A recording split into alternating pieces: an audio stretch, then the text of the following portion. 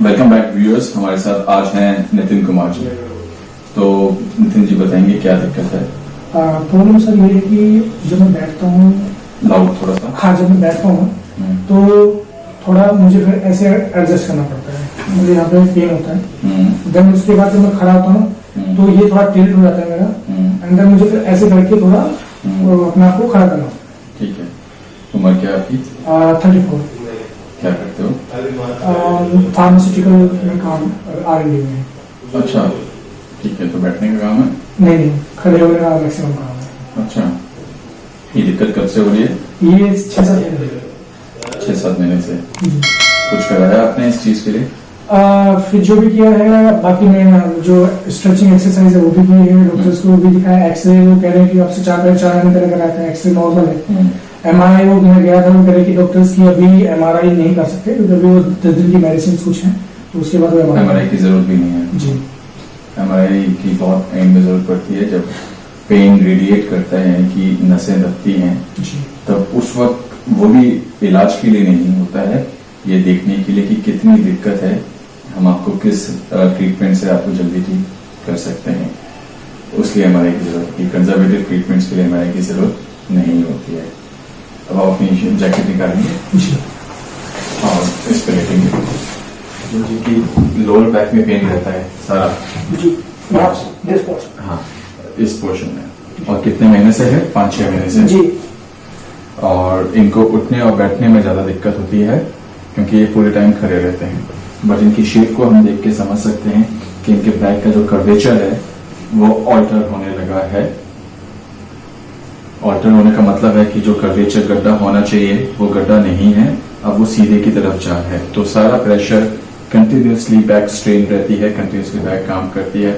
जो एडवांटेज मिलना चाहिए कर्वेचर की वजह से वो इनको नहीं मिलता, खड़े रहने की वजह से इनको ये दिक्कत आ रही है। और मैं फील कर सकता हूँ इनके जो बीच का वर्टिब्रल एरिया है जिसको डॉर्सल बोलते हैं, चेस्ट के पीछे का एरिया, ये भी सारा टाइट है। तो यही सारी चीजों की वजह से ही इन्होंने काफी दवाइयां ले चुके हैं, थेरेपीज ले चुके हैं, दिक्कत आ रही है। वहीं पे हम जैसे इनकी गर्दन के पीछे जाते हैं थोड़ा सा एंगल इंक्रीज होता जा रहा है, और जो गर्दन का एंगल है, शोल्डर का एंगल है, गर्दन आगे की तरफ शिफ्ट है। और इनके नेक के रिंकल्स देख के मुझे पता चल रहा है कि ये राइट साइड में सीधी तरफ बेंड कर रहे हैं। अब इनके पाँव के एंगल्स देखते हैं कि पाँव की लेंथ क्या है। हम देख पा रहे हैं कि वही राइट साइड ज्यादा डोमिनेट कर रहा है, लेफ्ट में प्रोनेशन है, इसकी तरफ फोकस करेंगे।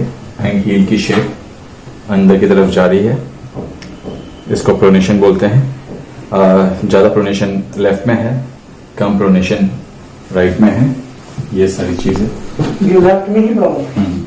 तो आपका जो पाँव है उसकी वजह से सारी दिक्कत आ रही है। ठीक है, अब हम आपका पाँव चेक करेंगे। ये हाई आर्च की तरफ है, इनका जो डिस्ट्रीब्यूशन ऑफ वेट है पाँव के थ्रू नॉर्मल इस तरह से होता है, जो कि 15-20% के आसपास total surface of the foot contact में रहता है।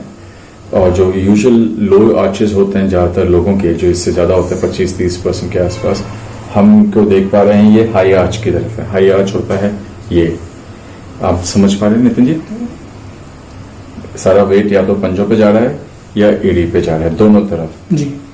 अगर आपका कांटेक्ट ग्राउंड के साथ इनफ नहीं है तो आप वेट डिस्ट्रीब्यूट नहीं कर पा रहे प्रॉपरली। इसकी वजह से आपके जो पाँव की एड़ियां हैं वो अंदर की तरफ मुड़ती हुई जा रही है। इसको हम आगे आपको दोबारा समझाएंगे। सामने घूमेंगे, इसी पे ग्लास पे घूम जाइए।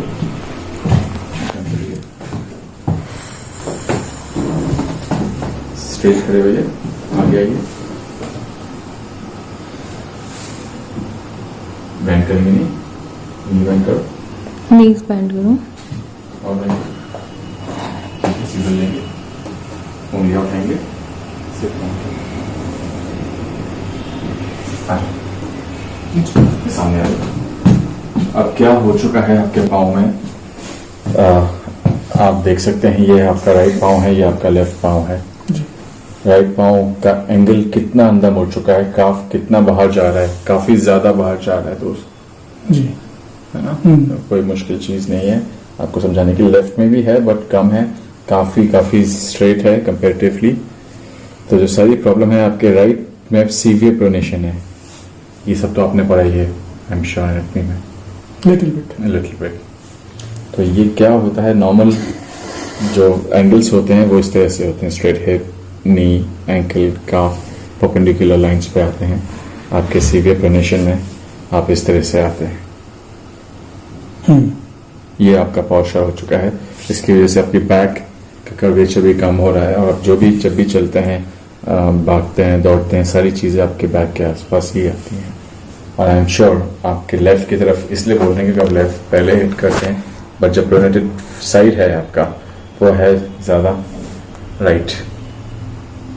तो आप पाँव से लेके, एंकल से लेके, शिन से लेके सारी चीज़ें आपकी एंगल्स डिस्टर्ब हैं। मैं आपको 3 पिक्चर्स आपकी ली गई हैं। पहली है स्टैटिक यानी खड़े रहने की, दूसरी है डायनेमिक चलने की, एक्सरसाइज करने की, थर्ड इज कि मैं आपको एक कस्टमाइज इंसोल दूंगा तो आपके जो प्रोनेशन है मुझे ठीक क्या करना है। आपके हाई आर्च हैं वो तो ठीक हो ही जाएंगे, अपने आप से इसमें देखेंगे कॉन्टैक्ट इंक्रीज करेगा, बट अगर मैं ये एंगल ठीक नहीं कर पाया तो आपका पेन ठीक नहीं कर पाऊंगा।